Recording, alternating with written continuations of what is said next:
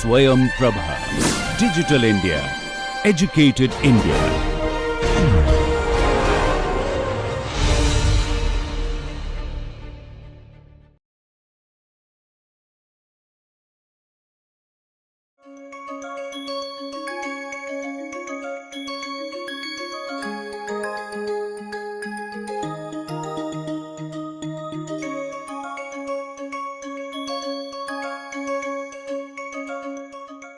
Now let's look at the third question. This question is the inverse demand curve, which we have solved earlier, and you can see in this case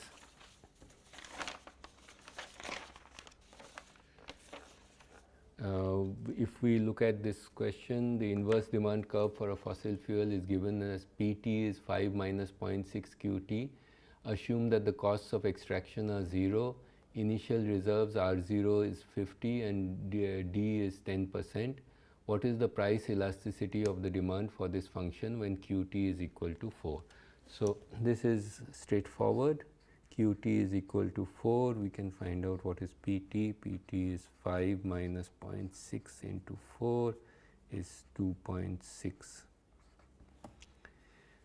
and dP by dQ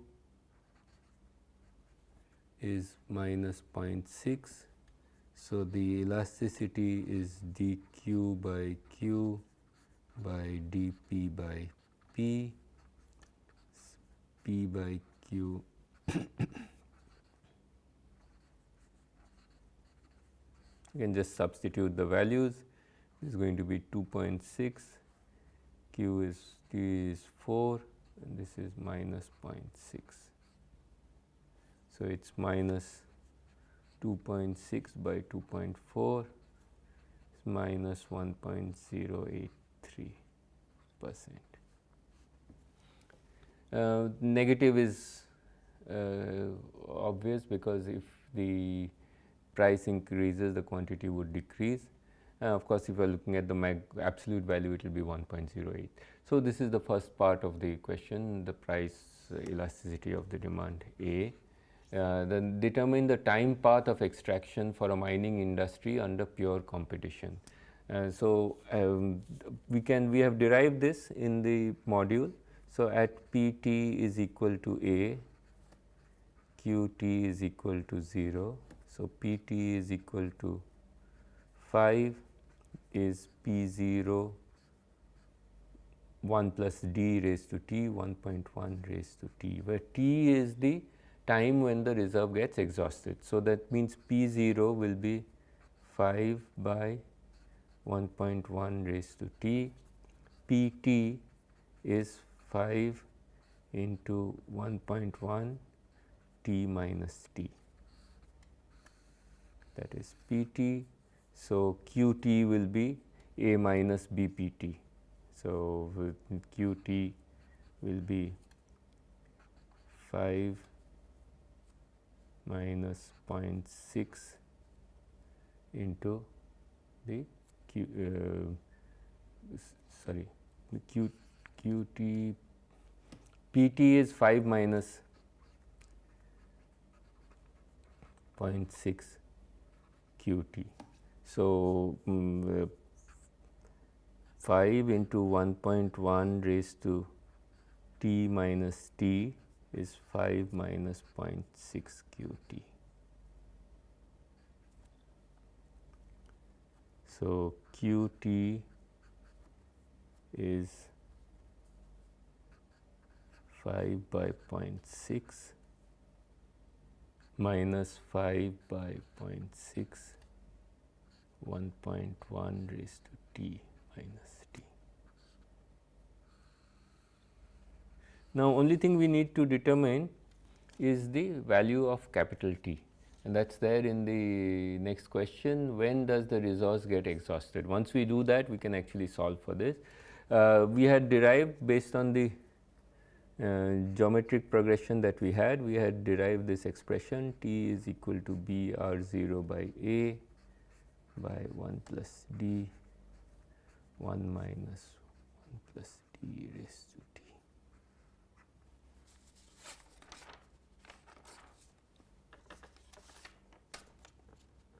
So what we will get is t is equal to 0.6 into 50 by 5 plus 1 by 0.1 into 1 minus 1.1 raised to t, 6 plus 10, 1 minus 1.1 raised to t. So you can do this iteratively, start with a value of t, then calculate it, get the next value until it gets converged, and you will get t approximately equal to 13.1 year. So when you substitute this, what we will get is qt is 8.33 into 1 minus 1.1 t minus 13. And if you look at that, I have just plotted it for you. You can see that it starts, extraction part starts from here and it closes down at about the 13th year. And the total area, total sum of all of this is 50 million tons, R0. The next question is, would the time path of extraction of a monopolistic mining industry be different? The answer is obviously yes, and we have seen the reason for this. Since it's a monopolistic mining industry, if it controls the quantity, the price will get changed. So if it releases less amount, it will have a higher price. So that means that it would try to maximize its revenue, so that we have the total marginal revenue in different intervals increasing by the discount rate. And as a result of it, qualitatively what would happen is that if you look at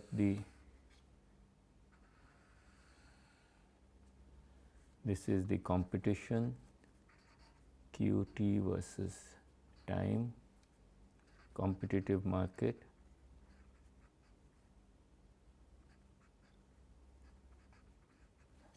And if we had a monopoly,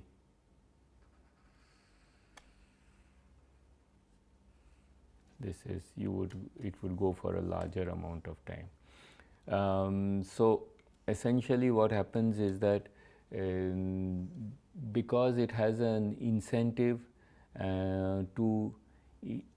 this is a monopolistic case, monopoly. So qualitatively the time taken would be more.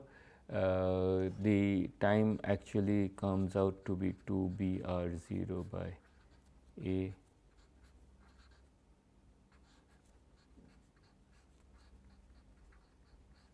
as compared to the earlier case. Well, here we are not asking for this to be, we have not asked for this to be calculated. You could calculate it and see that you would get, instead of 13 years, you would get something like 20 years it would last. And so that the idea is that because it has an incentive, it can get a higher price initially by releasing less into the market. The overall revenue that it gets is more, and so the monopoly actually tries to increase its total returns, and in the process, of course, the utility of the consumers is affected. What is the effect of a higher discount rate on the path of extraction? Well, if you have a higher discount rate, if you look at it, what would happen is that the price would increase at the discount rate, and we would try to, the discount rates are higher, we would try to extract more initially as compared to in the future. And so that is what would happen. You would have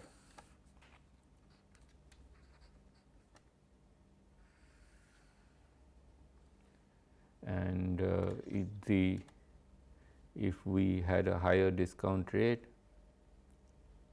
this would last less. So this is D1, D2.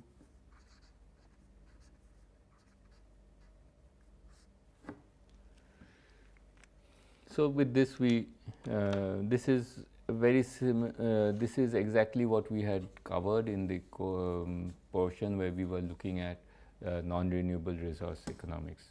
Let's move ahead to the next question, and this this is question number, the question numbering is, this is 3F. A holiday resort is located in a remote area and is a popular tourist destination. Industry sets up a coal-based power plant adjacent to it. This holiday resort files a case in court to acquire property rights for having clean air, specified air quality to restrain the power plant from polluting the air and affecting its business. If there are no transaction costs and there is complete information from an economic viewpoint, comment on the possible impact of the court judgment, viz. Whether the power plant wins the case, gets the right to continue polluting the air, or the resort wins the case, acquires property rights to a clean atmosphere, similar to the point when the power plant did not exist. Assume that the power plant meets the pollution norms. Clearly explain your answer. So in this case, this is the classic Coase theorem. There are two options. One is the power plant obtains the right that it's meeting the it's meeting the norms of the environmental norms, and it can continue to pollute.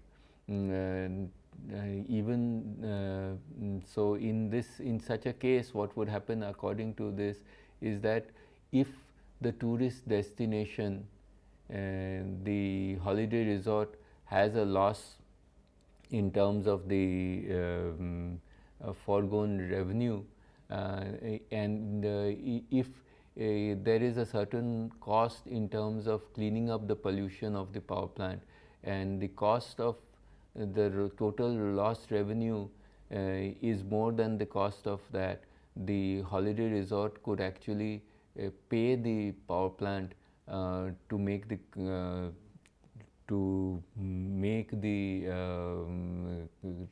controls, pollution controls, and have a cleaner atmosphere. So that would be the kind of thing. But in case the power plant wins the case, in case the holiday resort wins the case and the power plant has a loss because it has to shut down, then the power plant can compensate the holiday resort for the loss and continue to generate its electricity. So it will depend on what is the loss, whichever economically, whichever is more. Based on that, the calculation of who is winning the case will not affect the economic judgment, and will not affect the viability. The final solution will be from an economic viewpoint, if there are no transaction costs, is independent of the judgment which is happening. Because if we look at the same industry owning the holiday resort and the power plant, an optimal solution will be that which will give you the maximum benefit. Of course, from an equity point of view, there may be different issues, but this is the classic case of the Coase theorem. If there are no transaction costs, the property rights, whoever owns the property rights, the economic decision would be the same, whether the property rights are owned by the holiday resort or by the power plant. So this is a revision of the Coase theorem. Let's look at the fourth question. The fourth question is, a developer has bid for a wind farm of 250 megawatts at a tariff of rupees 2.8 kilowatt hour for a period of 25 years. Capital cost is 1,400 crores. If the O&M cost is 0.2 rupees per kilowatt hour and the annual capacity factor is 30%, determine the internal rate of return on the investment, show a few steps and obtain an approximate answer. Developer is being offered a loan of 700 crores with an interest rate of 10% and a tenor term of 10 years. Calculate the annual loan repayment amount, determine the rate of return on the equity, show the cash flows, form the equation for the IRR, and show how you would calculate should the developer opt for the loan. So if you look at this, this is very similar to the question that we had solved in the class. So if we look at this, the 250 megawatts annual capacity factor is 30%. So 250 megawatts into 0.3 into 8760 is the total amount of generation in megawatt hours. And if the O&M cost is, so this is 250 into 0.3 into 8760. If we just calculate this, it is going to be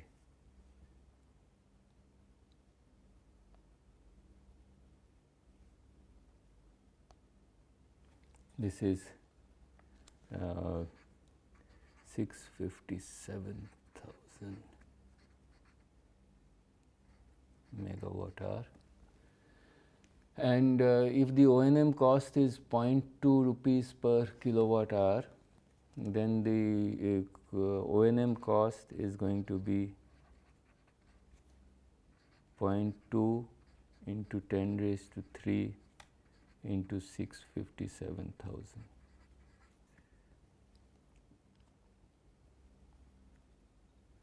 Rupees. Then when we look at the so the developer is being shown a few steps. So we have asked determine the internal rate of return on. So if the entire payment is being made by the developer, then it's going to be minus 1,400 crores is the, this is the payment. C0 is 1,400 and annually we are getting 2.8 rupees into 657,000 into 10 raised to 3. This is rupees. If you are dividing it by, if you want to get it in crores, this will be divided by 10 raised to 7. So this is the amount that we will get, and if we look at this 10 raised to 3, 6, 10, 2.8 into 657, 2.8 into 657 divided by 10. Get this as 183.96 crores. We are also, actually will be paying an O&M cost of 0.2. So instead of this, we can take this as divide this by 2.8 multiplied by 2.6 is what we are going to get. So we are going to get 170.8 crores each year. So this is 170.8.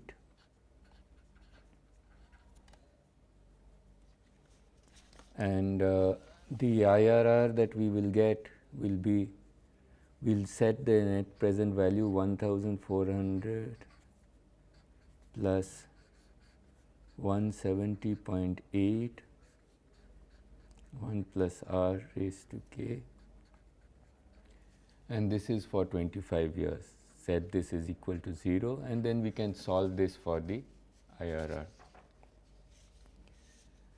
So in a similar way, we can get the value of internal rate of return for the loan of 700 crores with an interest rate of 10% and a tenor term of 10 years. We will just get the annual loan repayment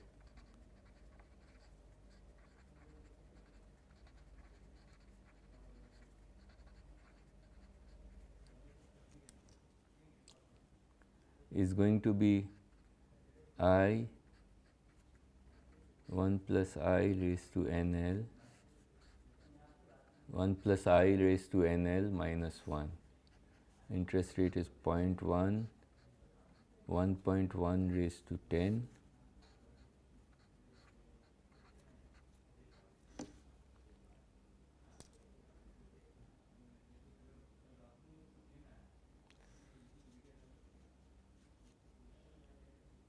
So we can you can calculate this, and then the this will be multiplied by 700 to get the annual loan repayment. So in the case of in this case, the value is going to become, instead of 1400, we will get, now we are only paying 700 crores, and here we are going to get back 170.8, and instead, and we are paying out the annual loan repayment. So this is very similar to the problem that we have solved in the module when we did this. I will upload for you the Excel sheet which gives you the complete solution, and you can cross check your numbers with this. Let's go to the last question, and this is a simple input output calculation that we had done.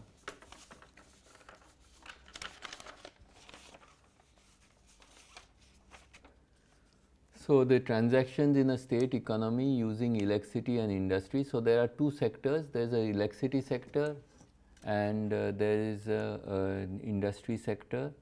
So if we look at it, the electricity to electricity is 800 million rupees, electricity to industry is 900 million rupees, and the final demand is 1500 million rupees. Industry to electricity is 1000, and industry to industry is 1200. The final demand for the industry is 3000. So if there is a society with this two sector economy, we want to calculate the total sectoral outputs and the direct technical coefficients, that is the A matrix. So let's start by writing down the sectors as E and I, E, I, and the final demand, and then total output. And here we can have another payment sector,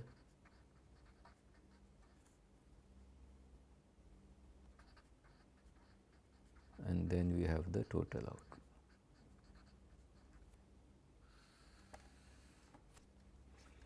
So here we have given that this is 800, this is all in million rupees, this is 900, and this is 1500, right. So we can add this up and we get 1700 plus 1500, this is 3200.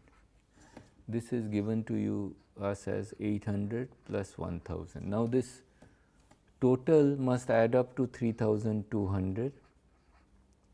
So 1800, 3200 minus 1800 will be 1400.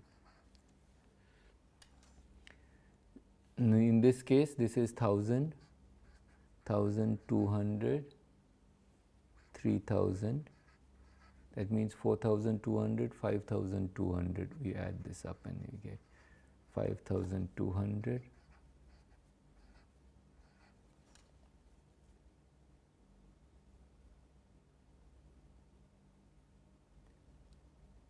and this comes to 5200. So this is 2100, and this is 3100.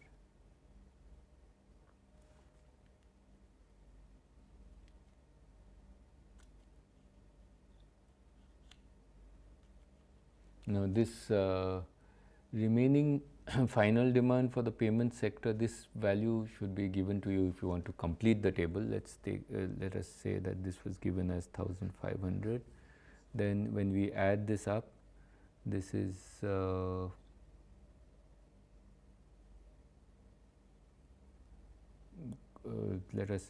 let's look at this. we can now add this up. 1,400, 4,500, 6,000 is this total.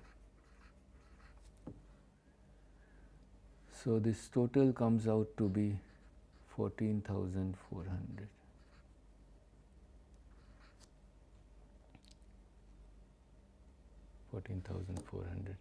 Now the question which has been asked is the total sectoral outputs. Total sectoral outputs of E is 3,200 million tons. This is the first answer, and for the industry is 5,200 million tons.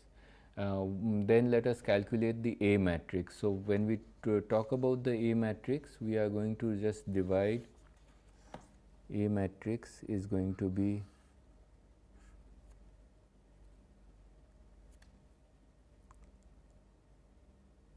electricity. This is the destination sector per unit of electricity output. That means 800 by 3,200,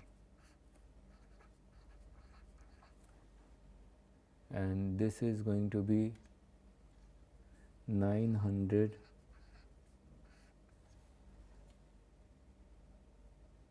by 5,200.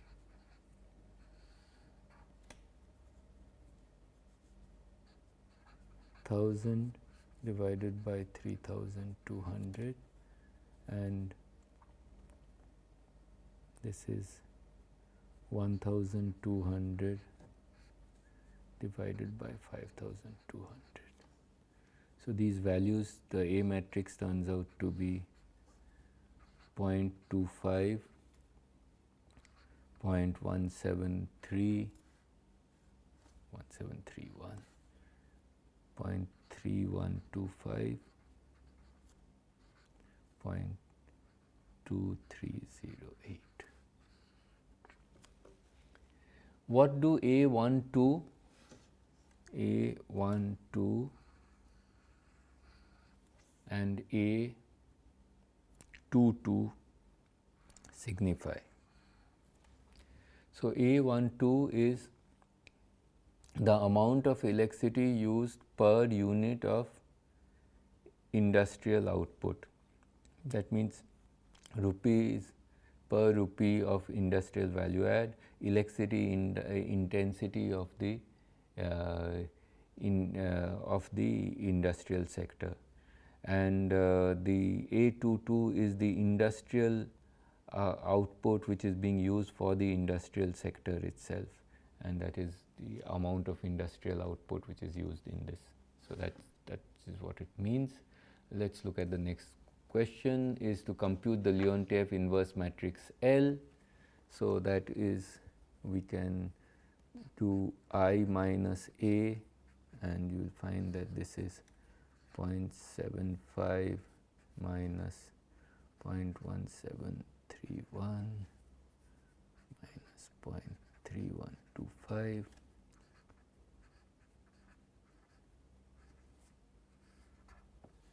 and L is I minus A inverse. You can just use the formula which we had done, and then you will get this as 1.471, 0.331, 0.598. You can see the diagonal elements are greater than 1. So now the question which is asked is, if the final demand increases by 5%, final demand for electricity remain the same, compute the changes in the total output of both the sectors. So if the final demand for industry increases by 5%, the final demand was 1,500,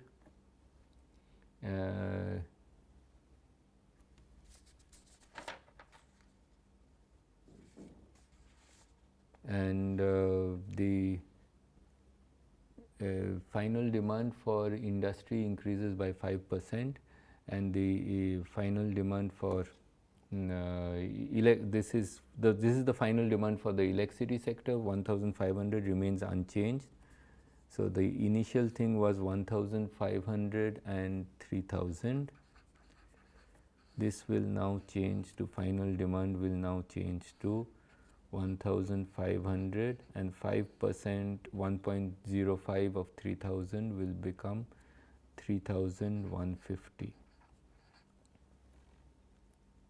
Right, 10% is 300. So this is, so if this is the case, now we want to find out what will be the change in the overall.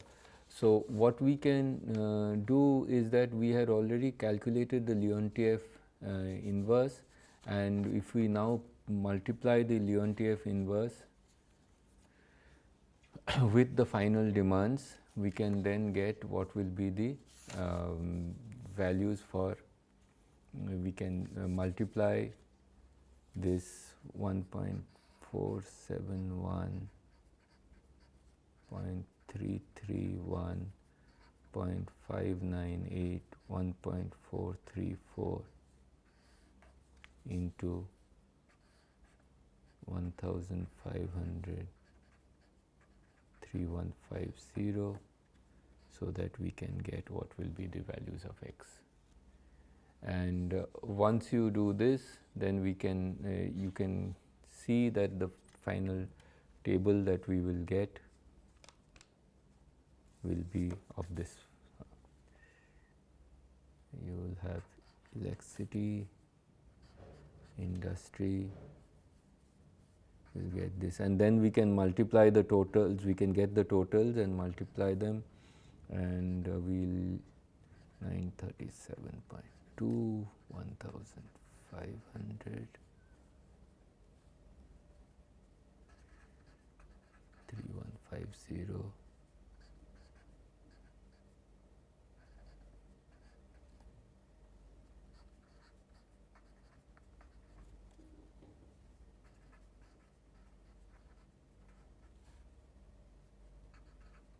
you can cross check this answer. You get the values of x, and then once we get the values of x, we can multiply by the A matrix to get these coefficients, and then we can get the values which is there. So the changes in total output are calculated in this form, 3249.7 and 5415.2. That's the value which is there. Then the question which is asked is, if the average price of electricity is 4 rupees per kilowatt hour, what is the electricity intensity in industry? Let's take the original table that we had. The original table, we got a value as the industry electricity intensity in industry, that means the amount of electricity used in industry per unit. This was 900. We had the value of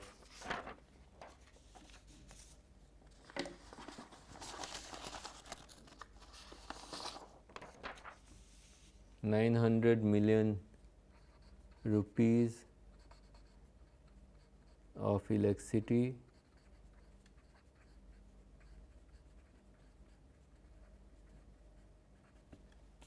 for a total output of industry of 5,200 million rupees.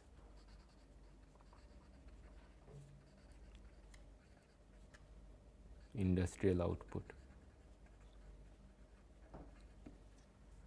So if we take 900 and divide by 4, that's the price of electricity, rupees per kilowatt hour. We get this as 225 million kilowatt hour or this will be 225 into 10 raised to 3 megawatt hour. So the intensity will be 225 into 10 raised to 3 megawatt hour divided by 5,200 million rupees. So this is megawatt hour per million rupees.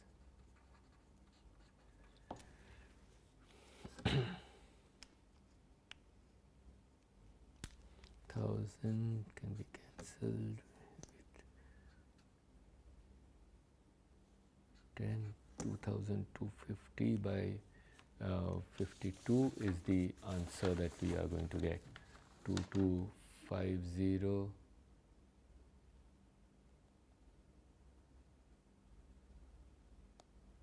it comes to 43.3.